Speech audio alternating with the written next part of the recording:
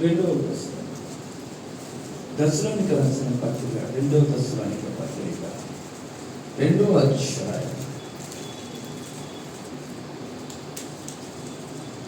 10వ వచనం 11వ వచనం 12వ వచనం చదువు జాగ్రత్తగా. దుర్నీతిని పుట్టించు సమస్త మోసంతోను నశించుచున్న వారిలో సాతాను కనపరచు బలమును అనుసరించి ఇందుచేత సత్యమును నమ్మక దుర్నీతి యందు అభిలాష గల వారందరూ శిక్షావిధి పొందుటికి అబద్ధమును నమ్మునట్లు మోసము చే శక్తిని దేవుడు వారికి పంపుచున్నాడు. దేవుడులాగా ఈ రోజు జ్ఞాపకం చేస్తాడు. దేవుడు వారికి మోసము చే శక్తిని అబద్ధపు ఆత్మను వారి మీదకి పంపుతున్నాడు. అంటే ఈరోజు మనం జ్ఞాపకం చేసుకోవాలి,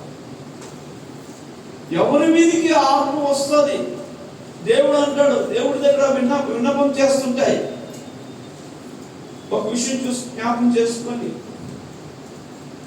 తండ్రి అయిన దేవుడు మహిమా స్వరూపుడై ఉన్నప్పుడు క్రీస్తు గాయములతో ఆయన కుడిపార్శ్వమున రక్తమయమై ఉంటాడు బలిపీఠం మీద. బైబిల్ చెప్తుంది, రోమీయులకు రాసిన గ్రంథం 8వ అధ్యాయం 34-32 వచనం ఉంటుంది. మన పక్షముగా ఆయన తండ్రికి మానక విజ్ఞాపన చేస్తున్నాం.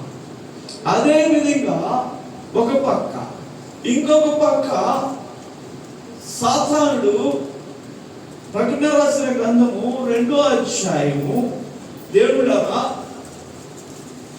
12వ అధ్యాయము ప్రకటన గ్రంథము 12వ అధ్యాయంలో దేవుడు 10వ వచనం రాత్రి పగళ్ళు మన దేవుని ఎదుట మన సహోదరుల మీద నేరం మోపువాడైన అప్పవాచ. దేవుడులాగా ఇక్కడ రెండు జరుగుతున్నాయి. ఒకటి, నీ యొక్క బలహీనతను ఎరిగిన దేవుడు, నిన్ను తన రూపంలో చేసుకున్న దేవుడు, నీకు తన రాజ్యాన్ని ఇవ్వాలనుకుంటున్న దేవుడు ప్రభువు నీ గురించి ఆయన మానక రేయింబగుడు విజ్ఞాపన చేస్తున్నాడు. ఏమిటి?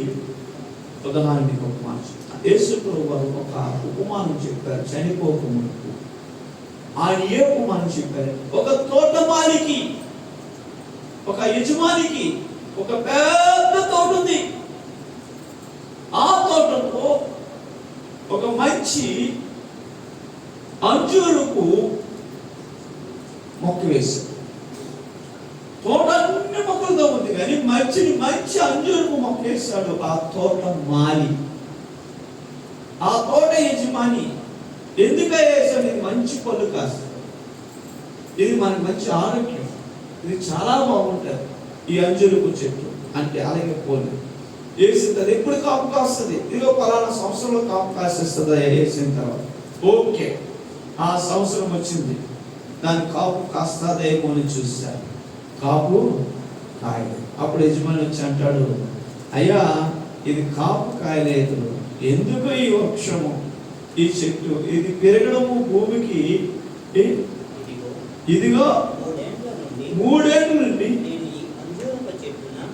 నేను ఈ అంజూరపు చెట్టును పెండ్లు వెతికి వచ్చుచున్నాను, కానీ ఏమీ దొరకలేదు.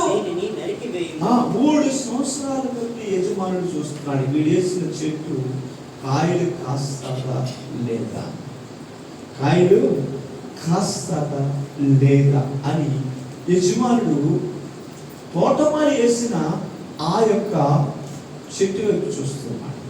చూస్తే అందులో పళ్ళు 3 సంవత్సరాలు కూడా కాలేదు. ఇంకా యజమాని కోపం వచ్చింది. తోటమాలి లేదా అప్పుడే కాస్తుంది అన్నావు, అప్పుడు కాయ. 2వ సంవత్సరం అన్నావు, 2వ సంవత్సరం కాయ. 3వ సంవత్సరం అన్నావు, 3వ సంవత్సరం కాయ. కాబట్టి ఇప్పుడు నేను ఏం చేయాలి? నా భూమి మీద దీని వలన ఈ భూమి ఈవేళ వ్యర్థమైపోవునని ద్రాక్ష తోటమాలితో చెప్పాను. అయితే వాడు అయ్యా నేను దాని చుట్టూ తవ్వి ఎరువు వేయమట్టుకు అంటున్నాడు. దాన్ని అయితే అది వద్దు అని యజమాని చెప్తుంటే ఆ యొక్క తోటమాలి ఆ యజమాని బతుకున్నాడు. అయ్యా వచ్చే సంవత్సరం కాస్తదయ్యా, దయచేసి అవకాశం అయ్యా, ఇంకా మంచి ఎరువు వేస్తానయ్యా, ఇంకా దానికి బాగా సదుపాయం చేస్తాను, ఇంకా దాని చుట్టూ కంచి వేస్తానయ్యా, ఇంకా అది బాగున్నట్టు చేస్తానయ్యా, దయచేసి అయ్యా కొంచెం అవకాశం ఇయ్యాయని ఆ యొక్క యజమానిని ఆ యొక్క తోటమాలి బ్రతిమలాడుచున్నాడు. ఏంటి తెలుసా? ఇది దేవుడు నీకు నాకు ఇచ్చిన రక్షణ పొంది నువ్వు ఎంత కాలం అవుతుంది యేసుని ఎరిగి, ఎంత కాలం అవుతుంది నువ్వు సంఘానికి వచ్చి, ఎంత కాలం అవుతుంది, ఎంత నువ్వు సంఘంలో ఫలిస్తున్నావు, సంఘంలో ఎంత ఆత్మీయంగా అభివృద్ధి చెందుతున్నావు, నువ్వు సంఘంలో ఎంత ఆత్మ సంబంధమైన స్వభావాలు, శరీర సంబంధమైన స్వభావాలు కాదు, భూ సంబంధమైన బాంధవ్యాలు కాదు, ఆత్మ సంబంధమైన బాంధవ్యాలు, ఆత్మ సంబంధమైన ఫలములు నీలో ఎంత అభివృద్ధి చెందుతున్నాయి జ్ఞాపకం చేసుకో.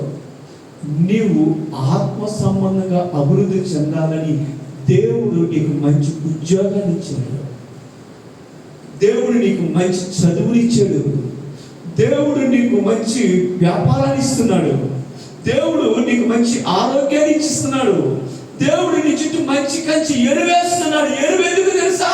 నువ్వు ఫలించాలని. కానీ ఇవి అది ఫలించకుండా గొడ్డి చెట్టులాగా విస్తరిస్తుంది, ఆకులు రమణతో ఉంటుంది, కానీ ఫలాలు చూడండి. ఏంటా మన జీవితంలో పరమలేని ఆశీర్వాదాలు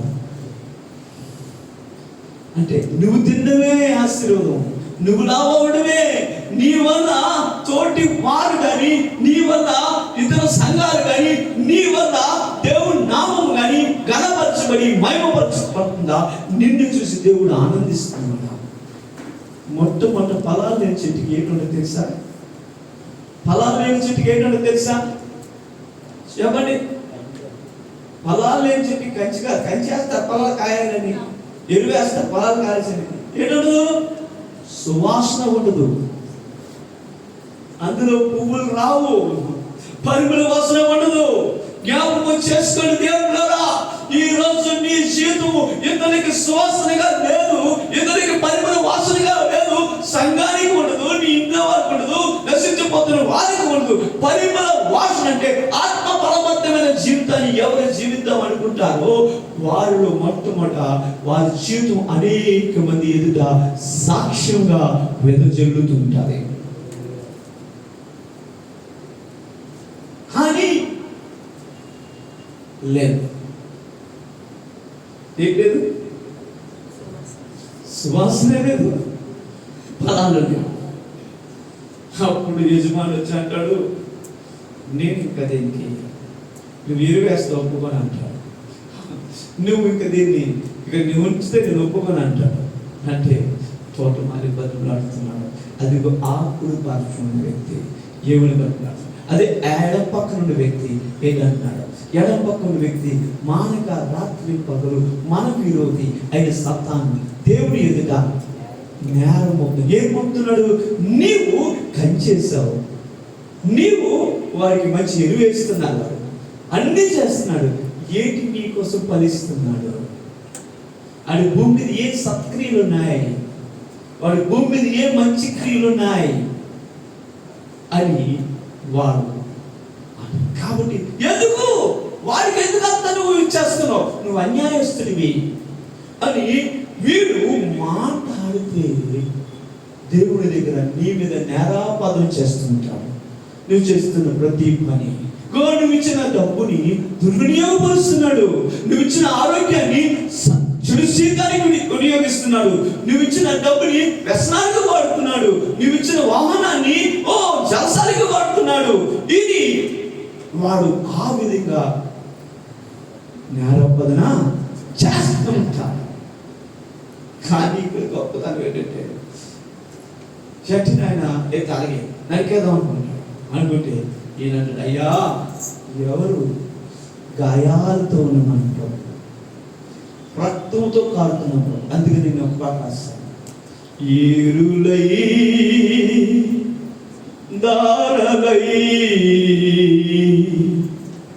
ప్రవహించుచున్నది యేసు రక్తము, కృపాసింహాసనము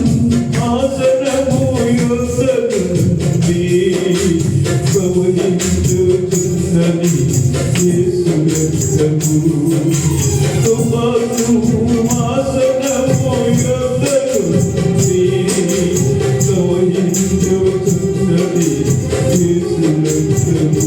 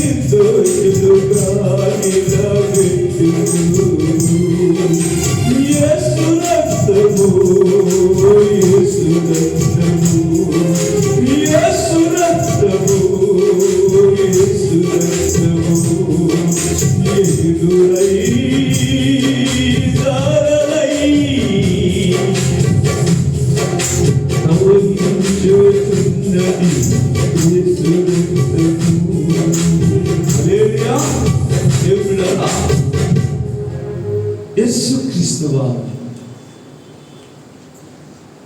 నీ మీదికి వస్తున్న శాపమును ఆయన విజ్ఞాపన చేస్తూ ఆపుతుంటాడు.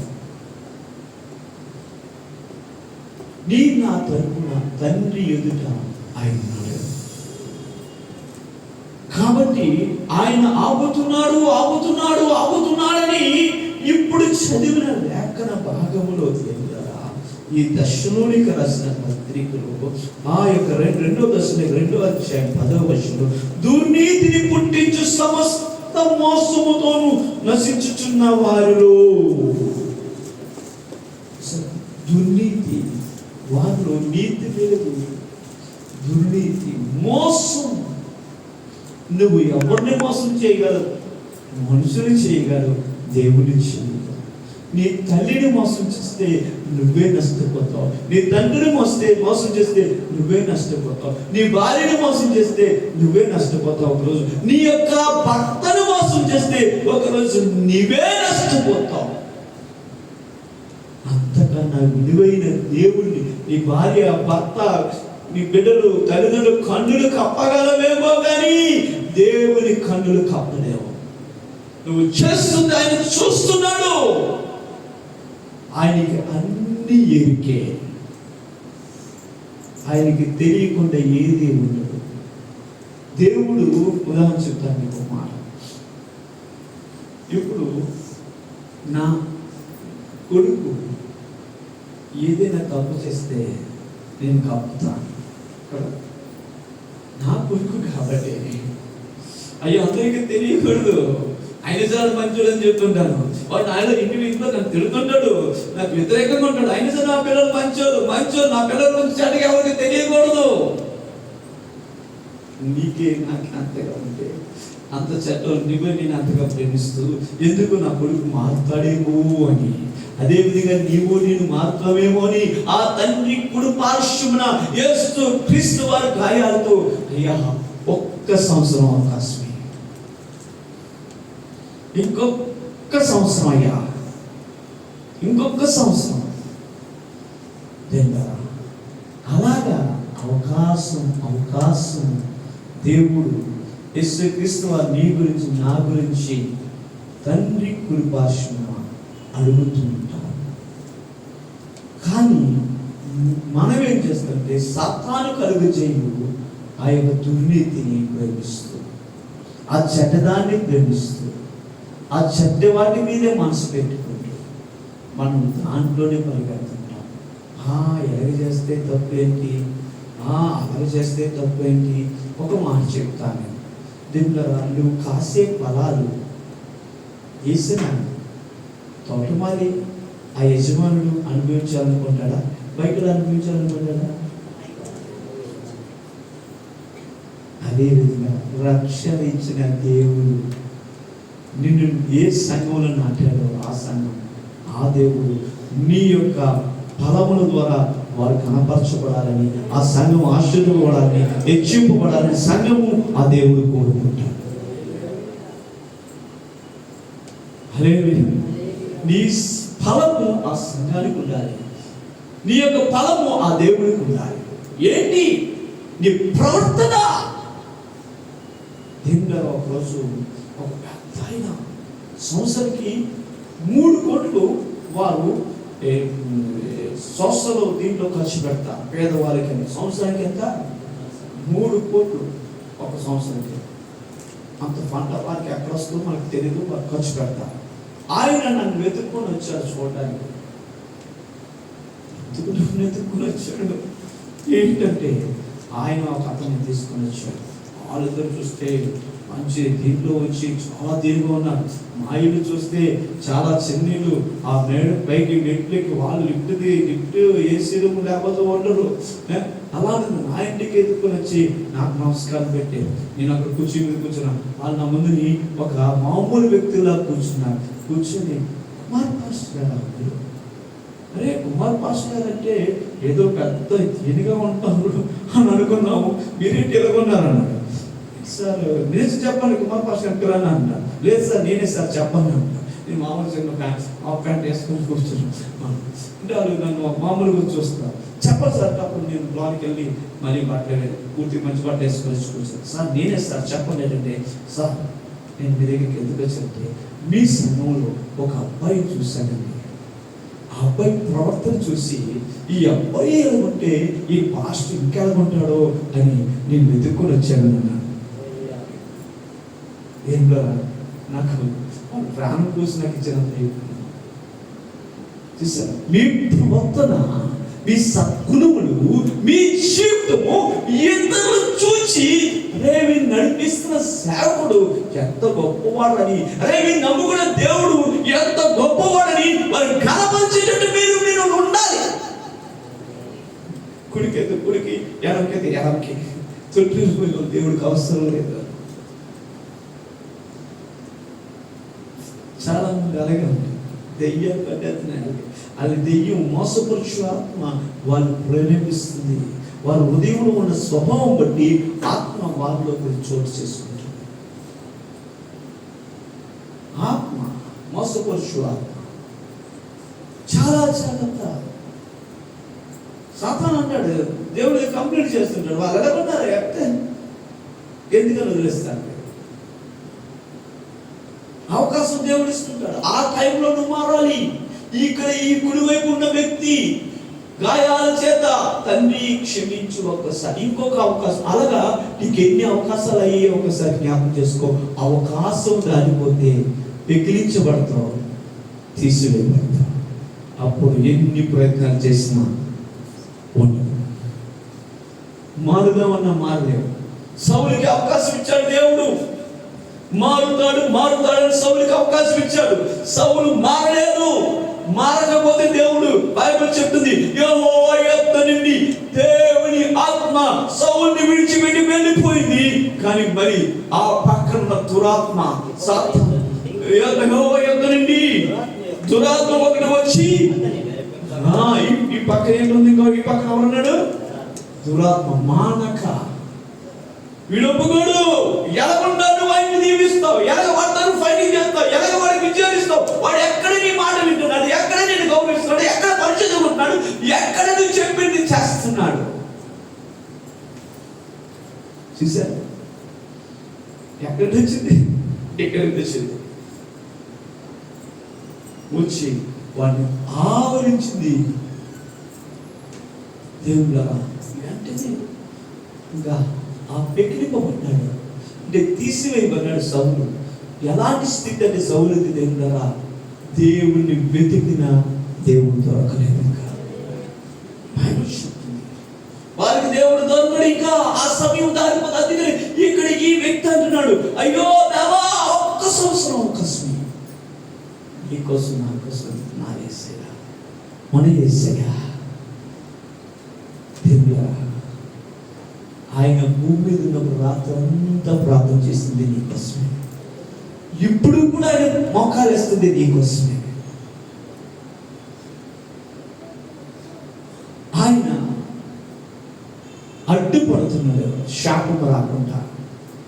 ఇంకొక అవకాశం నీకు ఇస్తున్నాడు దేవుడు. అవకాశం ఇచ్చాడు. ఇచ్చిన తర్వాత ఏం జరిగింది? మళ్ళీ సంవత్సరాల తర్వాత వచ్చే యజమానుడు చూశాడట. చూడగానే మళ్ళీ కాయలేదు.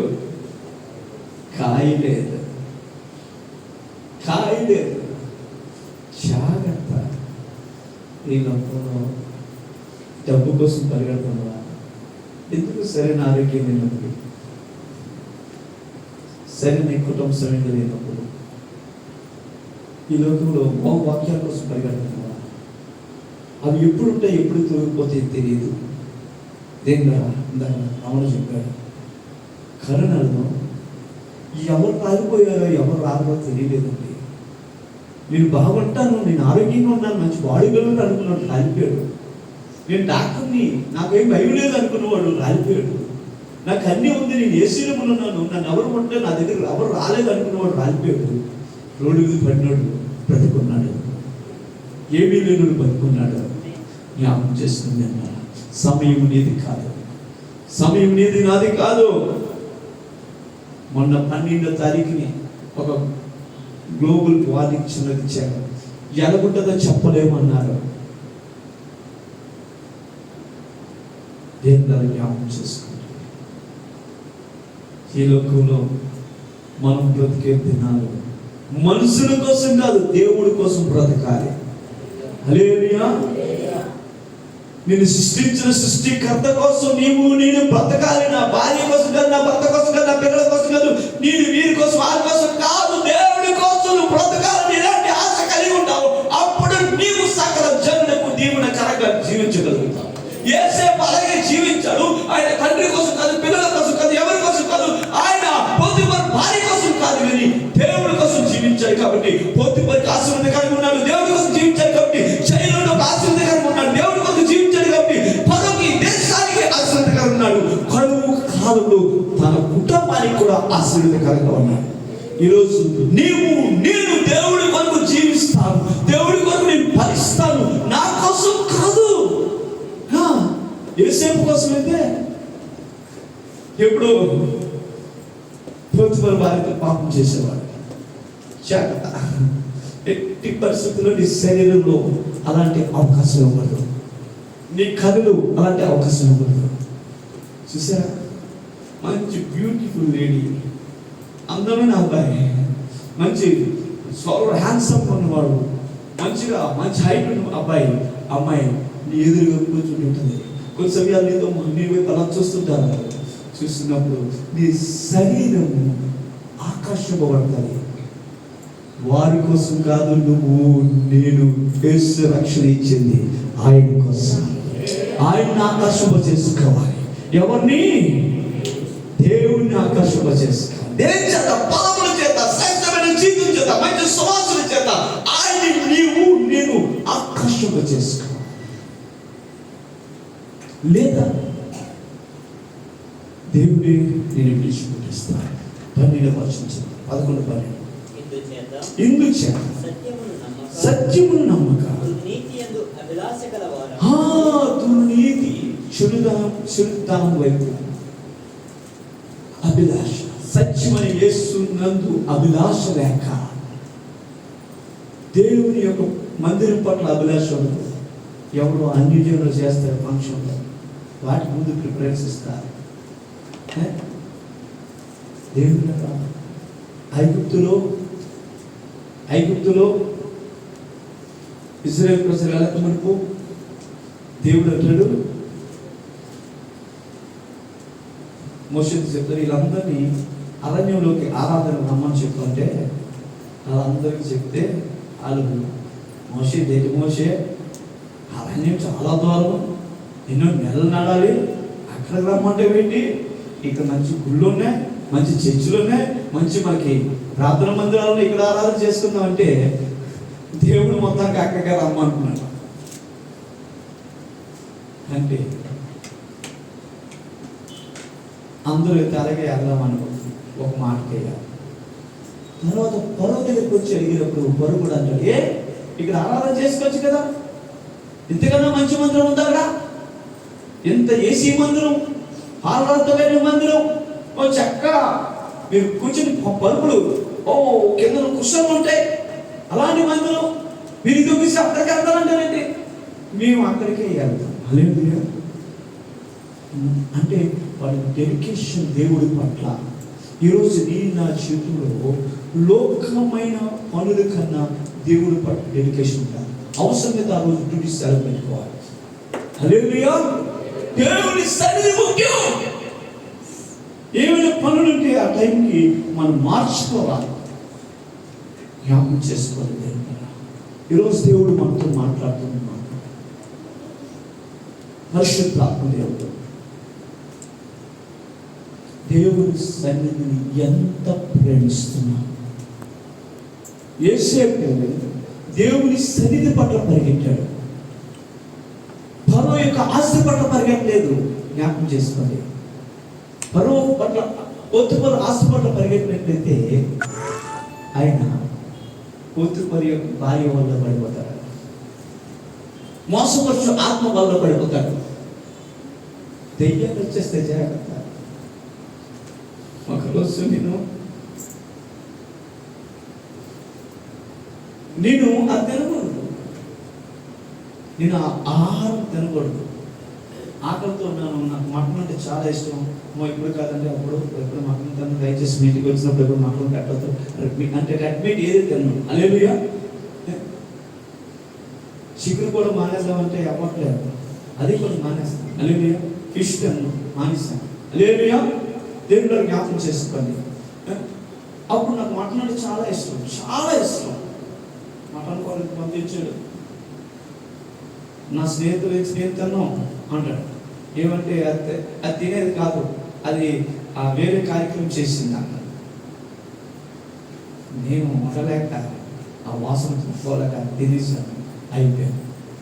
అయిపోయిన తర్వాత కొన్ని రోజుల తర్వాత, కొన్ని నెలల తర్వాత, తిన్నప్పుడు తిన్న కొన్ని రోజులు, కొన్ని గంటలు, కొన్ని దినాలు, కొన్ని నెలల తర్వాత నా శరీరంలో ఒక ప్రాబ్లం స్టార్ట్ అయింది. ఏంటంటే కడుపు నొప్పి స్టార్ట్ అయింది. ఏం స్టార్ట్ అయింది? కడుపు నొప్పి. ఏంటి కడుపు నొప్పి? డాక్టర్ ఎక్కడికి వెళ్ళినా తగ్గట్లే. కరెక్ట్గా వాక్యం చెప్పుదాం టైంకి స్టార్ట్ అయింది. గిరగిర కొట్టిస్తున్నాం. నేను పాస్టర్ని, వాక్యం చెప్తున్న వాడిని, సేవకుని అంటే నేను నా ఇల్లు వారు ఎవరు లేకలేదు, అందరిని విడిచిపెట్టి బయటికి వచ్చేసాను. మంటగా ఉంటున్న వాళ్ళు కుర్రోళ్ళు 100 మంది ఉండేవారు, ఎవరు వస్తారు అనేటప్పటికి ఒక్కొక్కరు భయం. తలవారి 4 గంటల లగాలి, లేకపోతే మేడ మీద బకెట్తో నీళ్ళు పెట్టి వాళ్ళు చలికాలం పడుకున్న మీద అమాంతం పంపిస్తామని వాళ్ళు నువ్వు కాబట్టి ఇంకోరు అనేవారు కాదు. భయపడి అలాగే మరి ప్రార్థన చేసేవారు. ఈరోజు వాళ్ళందరూ సేవకులు అయిపోయారు. అలాంటి నేను ఈ మాటలకు కొట్టుకోకుండా మోసపరుచు ఆత్మలు ఇలాగే, భ్రమపరుచు ఆత్మలు ఇలాగే, పర్వాలేదు ప్రార్థన చేసుకుని తినాను తెలియదు. 4 నెలల తర్వాత 5-6 నెలల తర్వాత వాక్యం చెప్పుదామన్న టైంకి కడుపునొప్పి వచ్చి గిలకలు ఆడుకుని కడుపులు ఎక్కువాను. మరి అప్పుల్లో ఎందుకు మందులు ఓడేవాళ్ళం కాదు. చాలా దేవుడి మీద విశ్వాసం ఉంది. ఈ జబ్బు మొత్తానికి ప్రార్థన చేద్దాం మోకాలేసిన టైంకి వచ్చేసేది, అలాగ పడుకునిపోయేవాడిని. ఇక ప్రార్థన చేయలేకపోతున్నామని, బైబిల్ చదవలేకపోతున్నామని, ఎప్పుడు వచ్చేసేదో తెలియదు, సడన్గా వచ్చేసేది.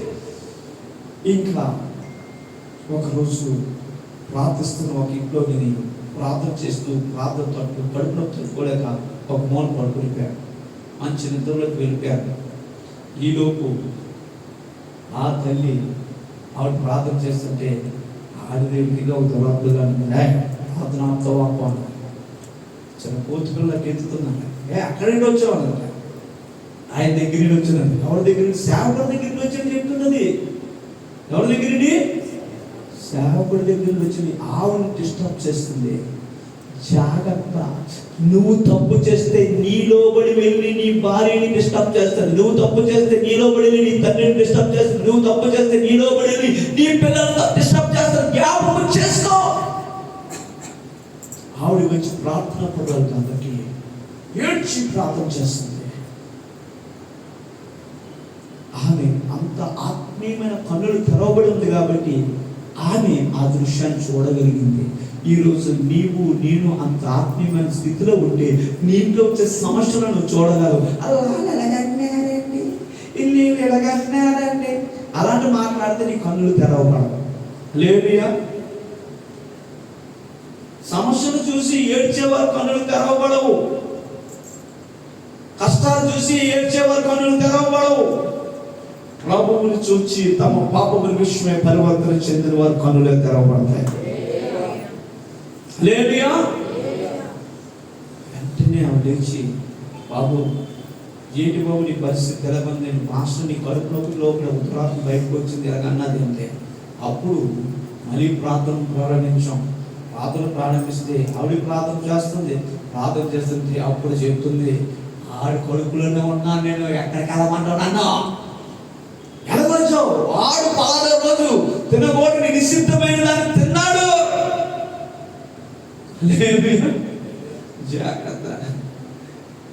జాగ్రత్త దేవుడి సన్నిధి కన్నా. అందుకని చాలా మంది క్రైస్తవ కుటుంబాల్లో సరైన సమాధానం ఉండదు.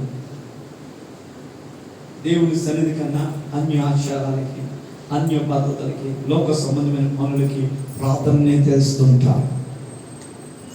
దేవుని గొప్పబట్టి ఆ ఊరిలోని దైవజనులందరిని పిలిచి మోకాలేసి నన్ను నేను తగ్గించుకొని నేను సేవకుంటే కానీ తిండికి కక్కుర్తి పడి ఇలా చేశానని నా పాపాన్ని వాళ్ళందరి ముందు ఒప్పుకొని నేను ఏడ్చి ప్రార్థన చేసినప్పుడు అప్పుడు నన్ను విడిచి వెళ్ళిపోయింది. వాళ్ళెన్నడూ రాలేదు. చెప్పలేదు హల్లెలూయా.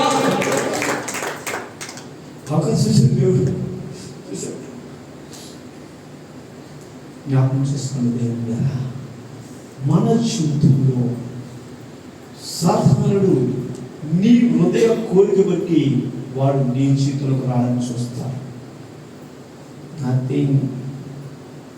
మనకి అవకాశం ఇవ్వదు.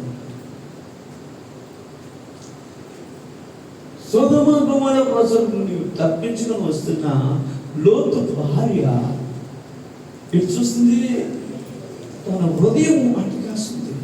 చూడండి, పరిగెట్టనవట్లేదు, భర్తని లాగేస్తున్నానికి ఆవిడ పట్టుకొని లాగుతున్నాడు, కానీ ఆమె వెనక్కి లాగేస్తుంది. తట్టుకోలేకపోయాడు. ఈలోపు ఆమె చేయి వదిలిస్తే ఇద్దరు పిల్లలు చేయబట్టుకున్నాడు. ఇద్దరు పిల్లలు చేయబట్టుకుంటే ఆమె చేయి వదిలి, కానీ ఆమె వెనక్కి చూసింది. ఆమె మనసు అంతా ఎక్కడుంది? సొదొమలో వెంటనే దేవుడా ఉక్కుస్తాము అని మారిపోయింది. ఈరోజు జ్ఞాపకం చేసుకోండి, సాతానుడు నిన్ను ఏదో విధిగా వెంబడిస్తూ దేవుడి వైపు చూడకుండా ప్రభు వైపు చూసి పరిగెట్టకుండా నీ మనసుని పక్కకు లాగుతాడు. దయచేసి వారికి అవకాశం పడుతుంది. కాబట్టి ప్రియమైన దేవుడా, ఈరోజు నువ్వు జ్ఞాపకం చేస్తావు. మోసపరిచే ఆత్మ నిన్ను మోసం చేస్తుంది. అది మంచిదే, సత్యాన్ని అసత్యం నీకు అనుకునేలా చేస్తాడు. సత్యమును అసత్యాన్ని సత్యములాగా నువ్వు అనుకునేటట్టు భ్రమపరుస్తాడు. కాబట్టి దీనిగా దయచేసి ఇప్పటికే మన జీవితాలు ఎంతో నలిగిపోతూ ఉన్నాయి. సరైన పరివర్తన చెందాలి.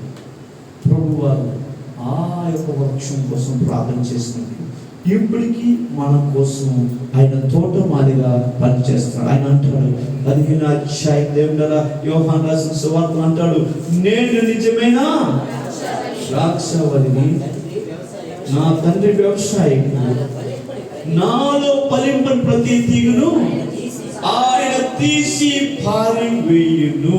క్రీస్తు సంఘములో అంటకట్టబడి ఉన్న నీవు నేను ఫలించకపోతే ఆయన తీసి పారివేయక మునిపే దేవా నేను పాదాలు పట్టుకొని ఫలిద్దా. సాతానికి అవకాశం ఇవ్వద్దు, దుష్టుడికి అవకాశం ఇవ్వద్దు. ప్రభు కొరకు జీవిద్దాం. మనం జీవించిన జీవితం ప్రభుని కనపరచాలి. నీ ప్రవర్తన బట్టి దేవుడా యేసుని అనేక మంది అడగాలి. ఒక దేశం ఆకారం చెప్పి ముగిస్తాను. ఒక దేశంలో దేవుడా ఏం జరుగుతుందంటే ఒక నియమం పెట్టారు. ఈ దేశంలో ఏ ఒక్కరికైనా సువార్త ప్రకటిస్తే వారికి కఠినమైన శిక్ష అని. ఇప్పటికీ కూడా దేవుడు మన భారతదేశం నుండి కొన్ని హైలాండ్లోకి వెళ్ళి టీచర్స్ వెళ్ళి టీచింగ్ చేస్తుంటారు. హైలాండ్లో ఎక్కువ ముస్లిమ్స్ ఇతర మతస్థులు ఉంటారు. వారు క్రైస్తవ్యాన్ని ఎట్టి పరిస్థితులు వాళ్ళు యాక్సెప్ట్ చేయరు. అలాంటి దేశంలో దీంట్లో ఒక క్రైస్తవ టీచర్ జాబ్కి వెళ్ళారు.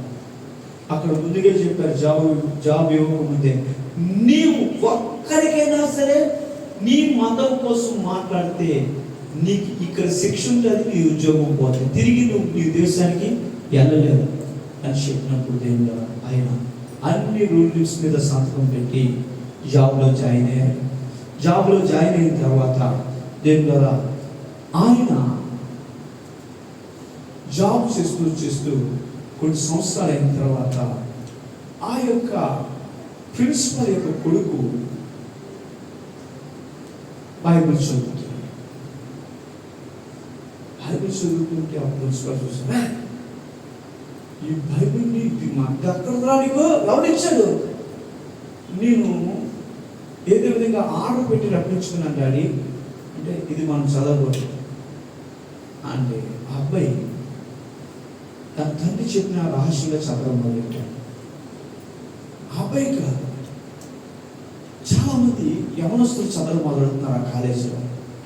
యవనస్తులే కాదు, వారి యొక్క పేరెంట్స్ కూడా చదవడం మొదలెడుతున్నారు, ప్రార్థన చేయడం మొదలెడుతున్నారు. అరే దీనికి అందరికి కారణం ఎవడని వాళ్ళు డౌట్ వచ్చి టీచర్ పిలిచి నువ్వు వీరందరికీ చెప్పావు కదా, నేను ఎప్పుడు చెప్పలేదు, వాళ్ళతో ఎప్పుడు నేను ఈ మాట మాట్లాడలేదండి అంటే.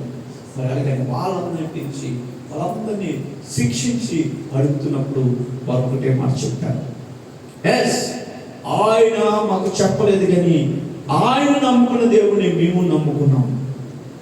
ఏంటి, ఎలా నమ్ముకున్నారు?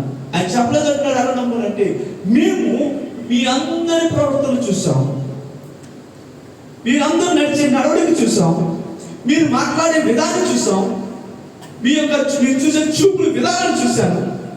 కానీ ఈ వ్యక్తి యొక్క విధానం వేరేగా ఉంది. ఈ వ్యక్తి యొక్క ఈ టీచర్ యొక్క పద్ధతి వేరేగా ఉంది.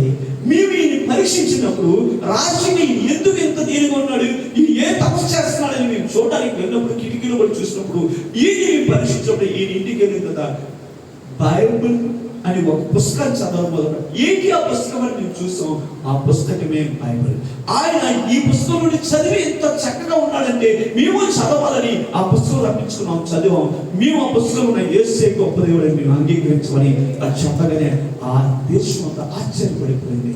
నేను ఎందుకు మాట చెప్తుంటే, పుస్తకం చదవడం కాదు, పుస్తకంలో చదివినట్టు జీవించాలి. వాక్యం వినడం కాదు, వాక్యం విన్నట్టు మనం నడుచుకోవాలి. అప్పుడు నేను దేవుడికి మంచి పదాలు పలిచే వ్యక్తిగా మనం ఉంటాం. ఈరోజు దేవుడు మనతో మాట్లాడుతున్నాడు. దేవుడు మనకు వింటున్న మనం ఆయనకి ఇష్టంగా జీవించాలి. మంచి ఫలము ఫలింపని ప్రతి చెట్టు నరకబడి అగ్నిలో వేయబడి అని బైబిల్ చెప్తుంది.